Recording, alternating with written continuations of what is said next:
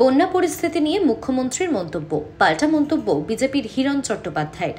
Ghatal master plan নিয়ে বিস্ফোরক মন্তব্য হিরণের।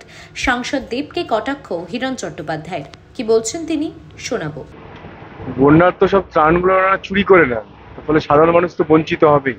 ঠিকই বলেছেন উনি, যে ওনাদের চোরেদের দ্বারা চুরি হয়ে যাচ্ছে বলে সাধারণ মানুষ বঞ্চিত হচ্ছে।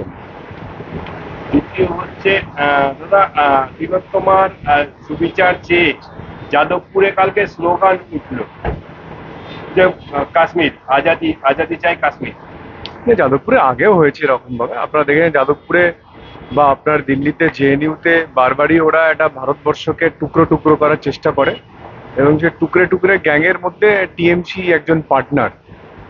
ওদের যে ইন্ডি জোট, সেই ইন্ডি জোটের কাজই হলো ভারতবর্ষকে টুকরো টুকরো করে ভেঙে দেওয়া। তো ফলে ওরা সেই লক্ষ্যে এগোচ্ছে, আর আমরা ভারতবর্ষকে জোড়ার চেষ্টা করছি।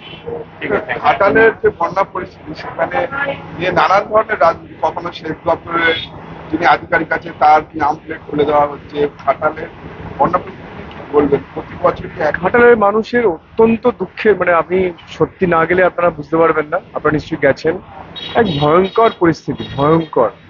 মানুষ যে কিভাবে বেঁচে আছে, কি ভয়ঙ্কর যন্ত্রণা, সেটা ওখানকার মানুষেরা বুঝতে পারে। দেখুন, আমরা তো গেলাম এলাম দেখলাম, এর মধ্যে তো ঘাটালে কখনো উন্নতি হবে না। ঘাটালের উন্নতি করতে গেলে পশ্চিমবঙ্গ সরকারকে সত্যিকারের মন থেকে চাইতে হবে। কেন্দ্রীয় সরকার অনেকবার ধরে বলেছে, প্রজেক্টকে অ্যাপ্রুভাল করে দিয়েছিল 2022-তে, ফিনান্সিয়াল ক্লিয়ারেন্স দিয়ে দিয়েছিল, কিন্তু এরা কোনো কাজ করেনি শুধুমাত্র রাজনীতি করার জন্য। আর এখন সাংসদ বলছে ভোটের আগে 25শে মে তো উনি জয়ের তো মিছিল বার করে ফেলেছিলেন 25শে মে। তাহলে জুন, জুলাই, আগস্ট, সেপ্টেম্বর 4 মাস হয়ে গেল। 4 মাসে এসে বলছেন যে এই নাও তোমাদের কাছে আমি কিছু চাল ডাল দিয়ে গেলাম, আর তোমরা আগামী 5 বছর ঘুমাও, আমি আবার 5 বছর পরে আসবো।